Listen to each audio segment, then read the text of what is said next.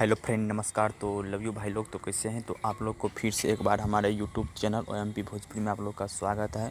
तो यानी कि आज मैं बात करने वाले जो कि ट्रेंडिंग स्टार खेसारी लाल यादव का एक बहुत ही झकास गाना आया है, जो कि वो गाना बोल बम का, और इस सॉन्ग का नाम है अंबानी बना दिए बाबा, जो कि बहुत ही मस्त सॉन्ग है। अंबानी बना दिए बाबा, जो कि ये गाना अन्नपूर्णा फिल्म से आया है, जो कि अखिलेश कश्यप का यह चैनल है। और इस गीत का राइटर भी अखिलेश कश्यप ही है, जो कि बहुत ही मस्त गाना को बनाया है और लिखा है।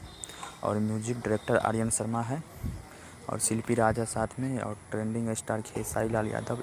अगर इस गाना की व्यू की बात की जाए तो अभी तक में 7 से 8 मिलियन व्यू आ चुका है, और बहुत ही मस्त गाना है।